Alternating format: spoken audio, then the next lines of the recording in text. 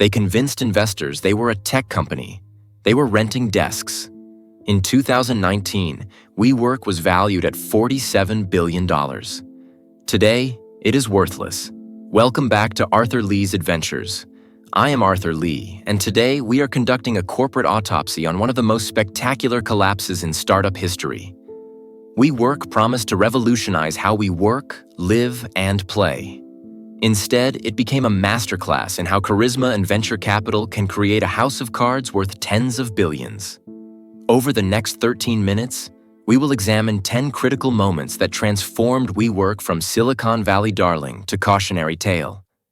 If you are fascinated by how empires fall, subscribe and join me every week as we uncover the stories behind the headlines. Fact number 10. Adam Neumann and Miguel McKelvey founded WeWork in 2010 after their first company, Green Desk, was sold to their landlord for $500,000 in 2008. Green Desk was an eco-friendly co-working space in Brooklyn that taught them the fundamentals of shared office space. But the founders felt constrained by the environmental focus. WeWork's original vision was to create what Neumann called a physical social network. They wanted to build community through shared office space, focusing on entrepreneurship and collaboration rather than just sustainability. It was ambitious from day one. But here is what you need to understand. This was not just about office space. Neumann had a grander vision of transforming how people worked and lived. Fact number 9. Adam Neumann was a former Israeli naval officer and failed baby clothes entrepreneur who was selling collapsible high heels for women when he met Miguel McKelvey at a Baruch College entrepreneurship program in 2008. Think about that for a second. Before WeWork, Neumann had tried knee pads for crawling babies and women's shoes that folded in half. His track record was questionable at best, but Neumann had something that venture capitalists love: charisma.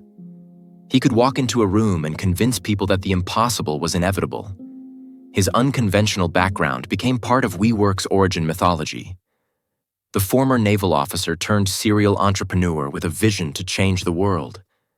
And for years, that story worked like magic. Fact number 8. WeWork grew from one location in 2010 to 528 locations across 29 countries by 2019. Membership expanded from dozens to 527,000 members. This was one of the fastest-growing startups in history. The expansion was fueled by massive venture capital funding and Neumann's vision of WeWork as a lifestyle brand. They were not just renting office space. They were creating a movement. But here is where the warning signs started. This rapid scaling came at an enormous cost. Every new location required massive upfront investment and long-term lease commitments. WeWork was signing 20-year leases and renting space to members on month-to-month contracts. The math did not add up. But nobody seemed to care. At this point, WeWork was the second most valuable startup in the world. 13 years of relentless expansion. What happened next would destroy it all in just 6 weeks. Fact number 7.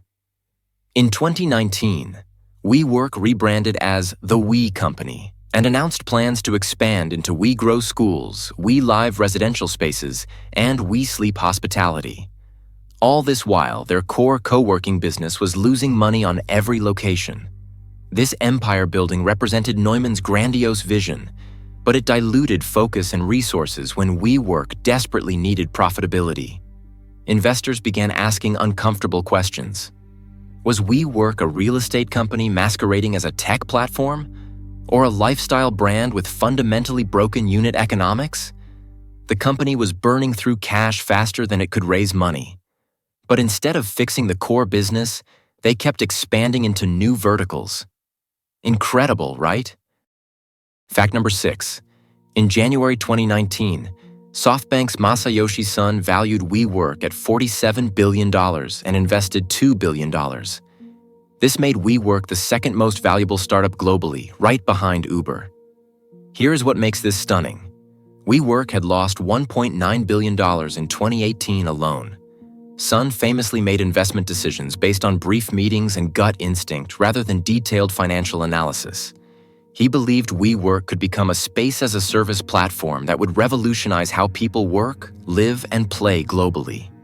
After 3 decades in finance, you develop a nose for when something does not add up.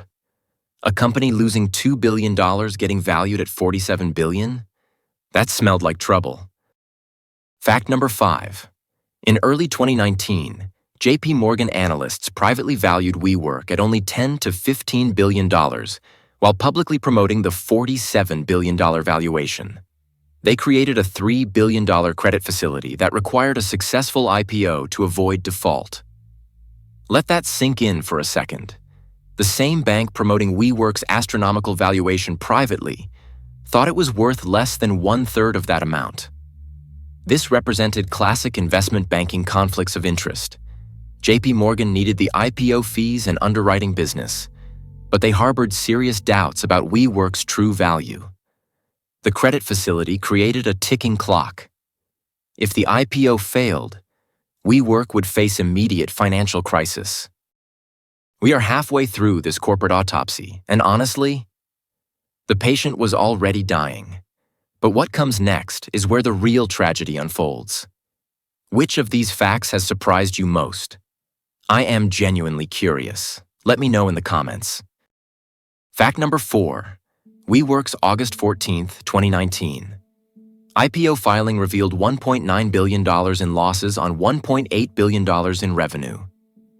The S-1 filing also exposed bizarre corporate governance, including Neumann's 20-to-1 voting control and the fact that he had sold the We trademark to his own company for $5.9 million. This filing was supposed to attract investors. Instead, it revealed the reality behind WeWork's growth story. Massive losses, questionable related party transactions, and governance that gave Neumann near total control despite being a minority shareholder. Public scrutiny began immediately. The media tore apart every page of that filing. Fact number 3. During September 2019 IPO roadshow meetings, institutional investors asked pointed questions about WeWork's business model that executives could not answer. Valuation estimates dropped from $47 billion to as low as $8 billion within weeks. The roadshow exposed a fundamental problem. WeWork's leadership could not explain how they would achieve profitability or justify their technology company valuation. Investors realized they were looking at an unprofitable real estate company with massive lease obligations. Pension funds, mutual funds, and institutional investors who were supposed to anchor the IPO walked away. Here's where it gets interesting. The same executives who had convinced private investors for years suddenly could not answer basic questions from public market professionals. Fact number 2.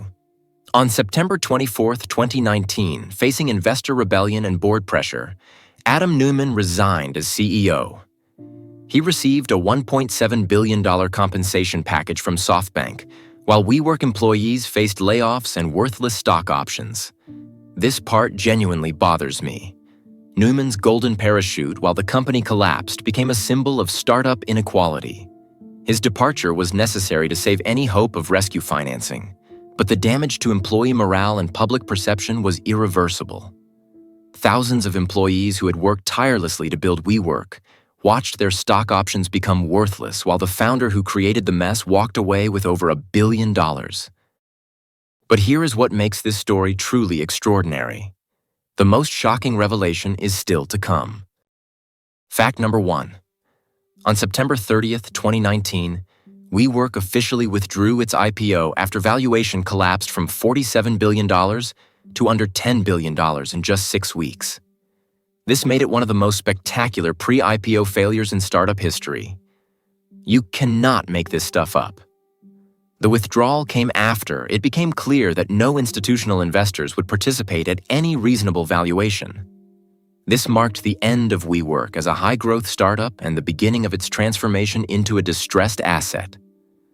The company that had convinced the world it was worth more than General Motors or Ford was suddenly admitting it could not go public at any price. And that, right there, is the moment everything changed. The emperor had no clothes, and everyone finally saw it. So what happened to the key players? Adam Neumann walked away with $1.7 billion and started investing in real estate and wellness companies. Rebecca Neumann, his wife and WeWork's former chief brand officer, launched a wellness consulting business. Miguel McKelvey left the company in 2020 and joined venture capital. Most WeWork employees lost their jobs and saw their stock options become worthless. SoftBank wrote off billions in losses and eventually took control of what remained. In November 2023, WeWork finally filed for bankruptcy, officially ending one of the most overhyped startups in history. What can we learn from WeWork's collapse? First, growth without a path to profitability is not a business model, it is speculation. Second, charismatic leadership cannot indefinitely substitute for sound fundamentals. And third, when private and public market valuations diverge dramatically, trust the public markets. They ask harder questions. Sitting out here in Nevada, thousands of miles from Silicon Valley, the patterns are easier to see. WeWork was never a technology company. It was a real estate company with good marketing and unlimited venture capital. The moment that money ran out, reality set in.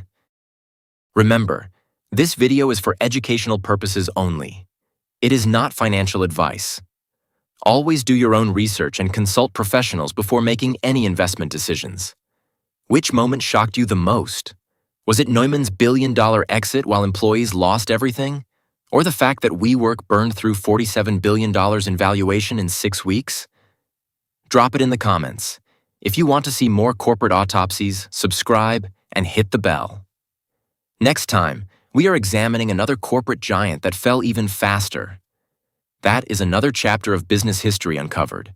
The patterns are clear for those who look. Until next time, keep exploring.